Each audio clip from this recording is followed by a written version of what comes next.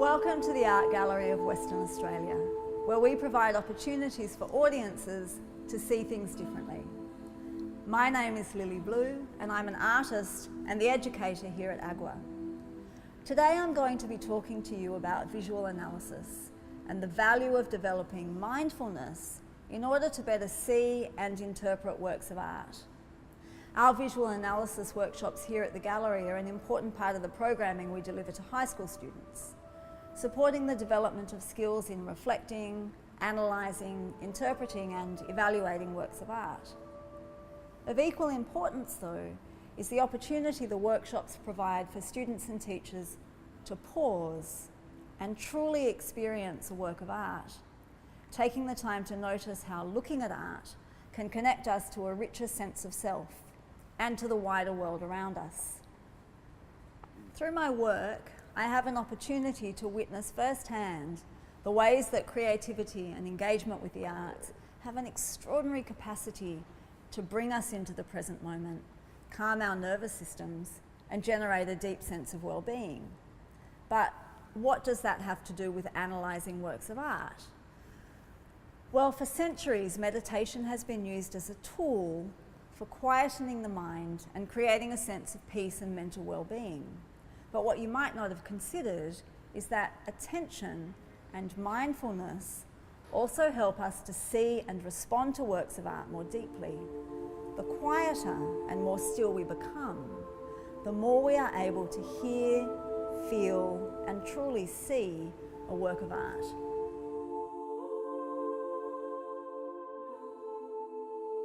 So in light of this, we're going to start with a warm-up activity called drawing breath, where we'll explore the ways drawing helps us to quieten our minds and become more present and available to the world around us. For today, all you'll need is a pencil and a blank piece of paper nearby.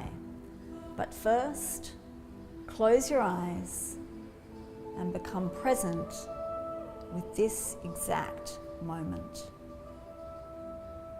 Notice as much detail about it as you can. The temperature of the air on your skin, the sounds around you, your own heartbeat, possibly giggles of discomfort, or the sounds of your classmates settling.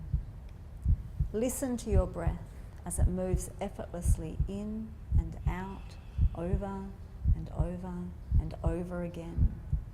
How many breaths can you count before your mind starts wandering? Where in your body can you visualize your breath? Each time you notice your mind has wandered, gently bring it back so that your only movement is each involuntary breath moving naturally in and out of your nostrils. Rest in the stillness of your body, becoming as quiet and unmoving as possible. Keep listening, keep noticing your breath.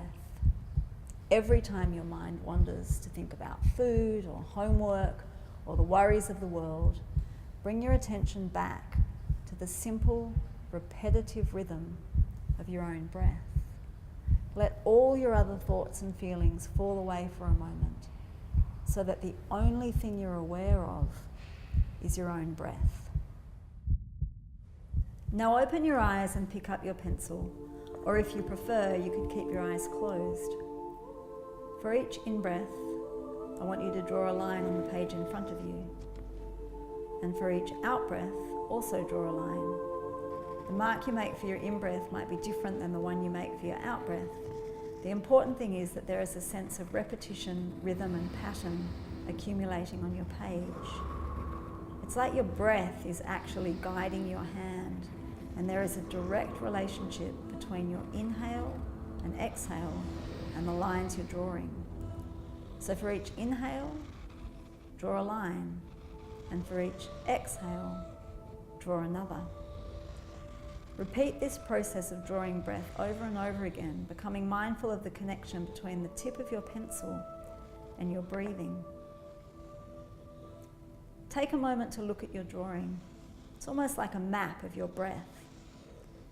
Notice if there's a difference in how you're feeling now. Has your attention changed? Is there a different quality to the colours, textures, sounds and sensations? This drawing practice is a tool to help heighten our awareness and become more open to deeply seeing and visually analysing works of art. We're much more likely to become curious, to linger, to develop a deeper sense of interest and to feel when we quieten our minds and our nervous systems. Let's begin by looking at Michelle Sheen's work titled Look Closer, which was selected for Year 12 Perspectives 2017 and exhibited here at the Art Gallery of Western Australia in 2018. Michelle is investigating what becomes possible when we take the time to literally look closer. She spent 3 hours a day on public transport commuting to and from school, where she often felt bored. And to combat this, she would sketch and doodle, falling into an imaginative world of her own. You'll notice that we're looking at a train filled with a wide array of characters. The dimensions of the 3 frames allude to the shape and length of train carriages, and in this way the form of the work indicates a location and begins to tell a story. The materials are watercolours and ink, which are traditionally used in illustration or comic books. In this way, the technique could be suggesting the idea that each of us has a unique story to tell, which we can only come to know if we pay attention to each other. In many of the visual elements Michelle has used, there's an emphasis on rhythm. The repeated hanging handles, the way commuters' arms are bent in the same way, the pattern of sitting and standing figures, and the 3 panels with a yellow and blue wash that travels all the way from one end to the other. This emphasis on repetition contributes to us almost being able to hear the rhythmic sound of the train in motion. This also gives a sense of a repeated journey, perhaps tedious in its regularity, boring, yet Michelle is challenging us to contemplate how this monotony might be interrupted by taking the time to really notice people and sense the world around us. In Howard Taylor's double self-portrait, we are immediately drawn to the viewfinder at the centre of the canvas, indicating that he may also be exploring this complex act of deeply looking. This is not a traditional self-portrait, and the double overlapping figure gives the sense that Taylor could be looking in a mirror, witnessing multiple selves, acknowledging his duality, or the potential to be and see more than one thing at a time. Howard Taylor was born in 1918 in Victoria, but lived and worked as a painter, sculptor and teacher here in Western Australia. Very much inspired by the textures and colours of the landscape, particularly the bush surrounding where he lived. The tonal, almost monochromatic colours and the triangular shapes that make up the body in double self-portrait reflect the natural landscape of the Western Australian bush where Taylor lived. You can see a series of geometric shapes getting smaller and smaller and smaller in size until we reach the tiniest rectangle, which is the focal point of the painting framing the eye. The angular lines you can see here also suggest that there could be a cubist influence. The triangles formed by his lines separate light and dark in the painting, emphasising this idea of duality, and could also reference an aeroplane's wings, indicating Howard Taylor's history as a pilot in World War II and his love of flight. Taylor's commentary on vision and perception and his courage to look at himself challenges us to look not only at his painting, but also at ourselves and the world around us.